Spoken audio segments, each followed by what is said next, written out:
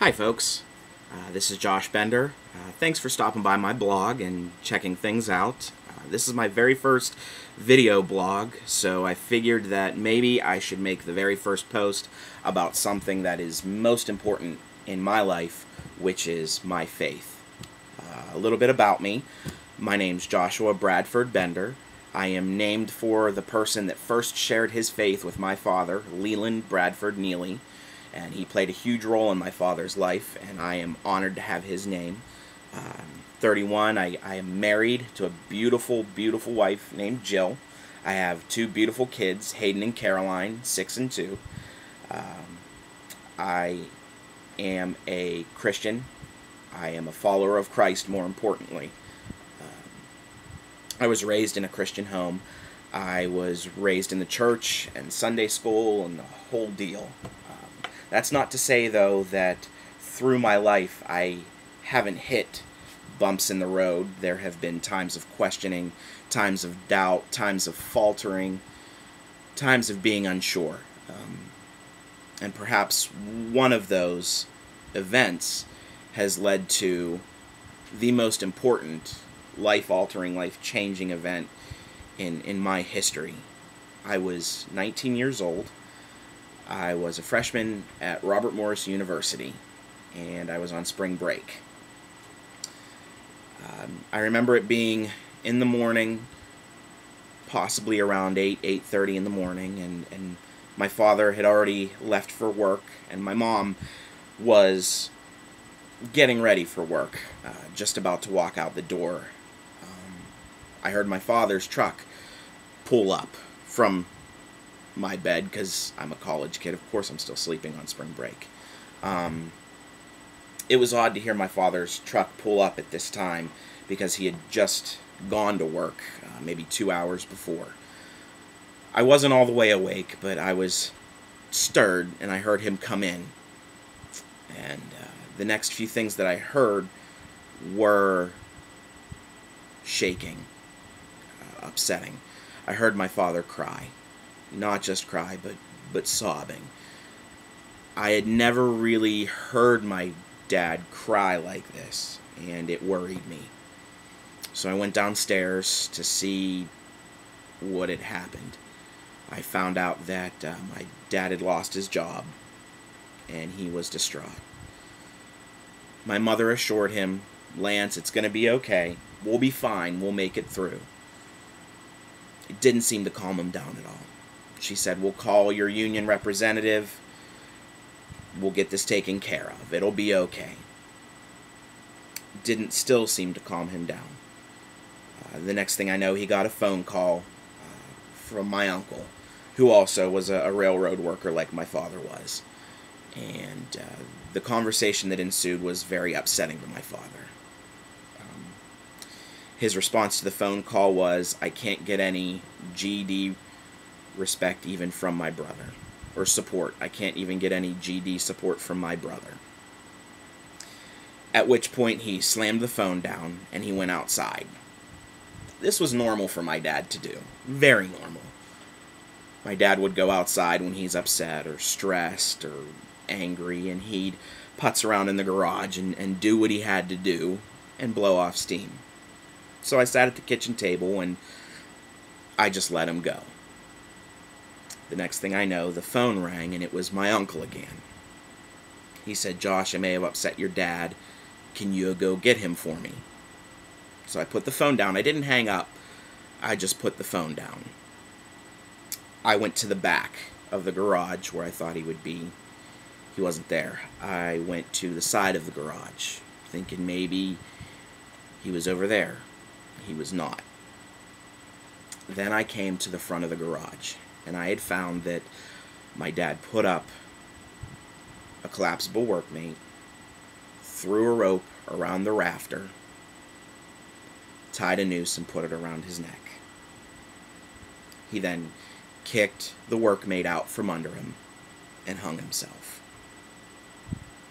I was panicked. I was scared. I screamed bloody murder, screaming, "For God's sakes, anybody, please help me. Please, God, help, somebody help me, please," screaming as loud as I possibly could. Thankfully, some of the neighbors heard me. A couple of the neighbors came running. As we tried, though, we couldn't lift him. We couldn't get him down. My dad's a stocky guy. He's a beefy guy. And he was too high up. I couldn't lift my father down. I couldn't tell you exactly how long it had been that he'd been hanging there, but it was at least 5, 6, 7 minutes. And he was blue. And I thought my father was gone. A couple neighbors came to help me, and even his union representative, Regis, came. And thank God for Regis, because he had the idea to cut him down with a pair of hedge trimmers. And he cut the rope. While he did that, I was on the phone with 911 begging someone to come. When he got my father down, my father wasn't breathing. He was gone. My father was gone. I fell to my knees and tried to perform CPR and did my best.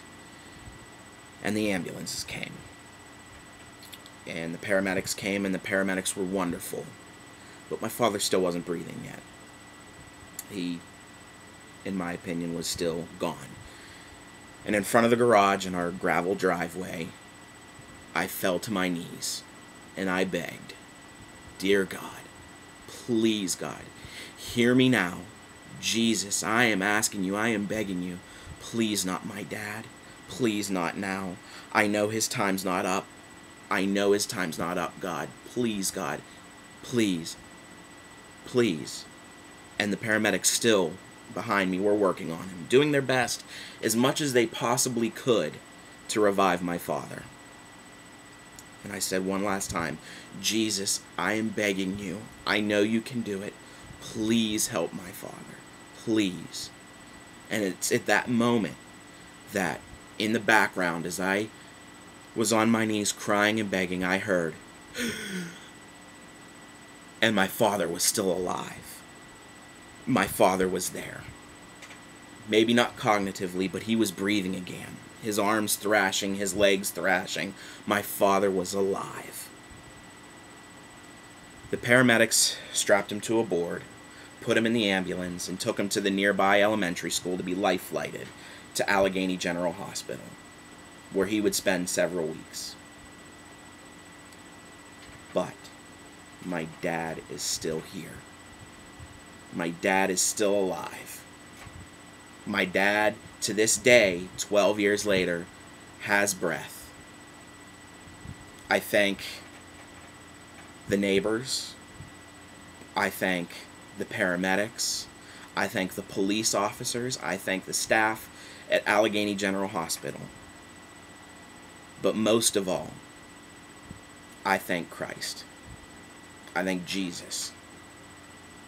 At that time, I was early in my young adult life, and I was questioning. I didn't know what I felt, what I really believed. I was going back and forth. I'm not saying God caused this to happen. God does not wish evil or hurt on any of us.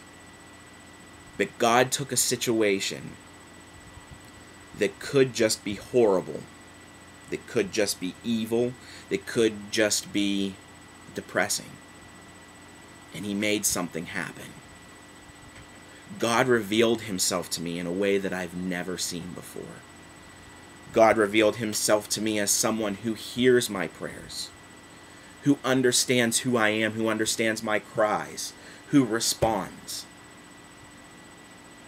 I'm not saying I understand why horrible things still happen in this world. I'm not saying I have any answers as to why babies die, why we get cancer, why there's wars. I don't know. I don't have God's mind in these situations. I can't answer that. But what I can tell you is in that moment, I felt God. I felt God in the situation. I felt God in my heart. I felt God surrounding my family. There was still a tough road to be traveled after that. Weeks in Allegheny General Hospital, weeks in a mental home, trying to get things straight. But if it weren't for those people, if it weren't for the help, if it weren't for the people God has put in my life, my dad might not be here today. And my dad is here. And my dad is breathing. And my dad's okay. My dad's funny. My dad's goofy. My dad's clumsy. But most of all, my dad still presses on for Christ. And I want to live up to what he's done in his life. I want to be like my dad in the fact that he still lives for God and he loves. He loves unconditionally because our God loves unconditionally. No matter what your creed, your sex, your background, your color, your ideals, God is love. God is strength. God is not weak. God is kind. And I want to invite you, if you're listening to this blog today and you don't know where you stand, if you don't know where your heart is, where God is, if you don't feel God in your life, I just want to encourage you to take a moment and ask him, God, where are you? And you'll get an answer. I promise you that. God won't let you down. Christ won't let you down. If you feel unloved, if you feel hurt, scared, betrayed, talk to God. Talk to Jesus. He hears you. The God I serve is a God that wants nothing more than to be close to you, than to know you, for you to know him, and have things revealed to you that you never think were possible. It's an opportunity just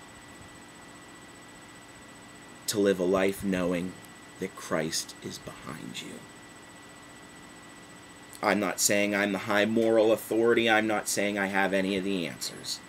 I am saying and letting you know what I know in my heart. God is love. God commands us to love as he has loved. And that's what I'm going to do. And that's why I'm sharing this with you today. I love you because Christ loves you. I promise you that's the case. And I ask you just to take a minute and think about it and talk to God about what's in your heart. I hope this has meant something to you, and I hope you take that opportunity. I love you, and thank you for stopping by.